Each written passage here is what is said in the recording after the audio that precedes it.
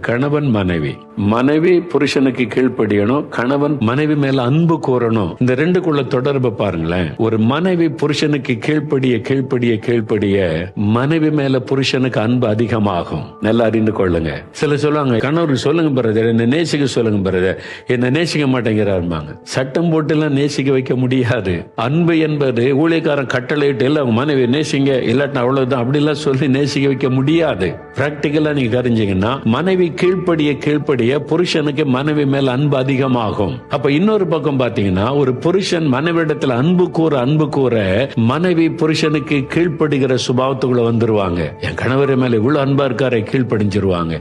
ரெண்டு ஒன்றுக்கொன்றோடு நெருக்கமான தொடர்புடையது. இதுல யாரும் யாரையும் குற்றப்படுத்த முடியாது.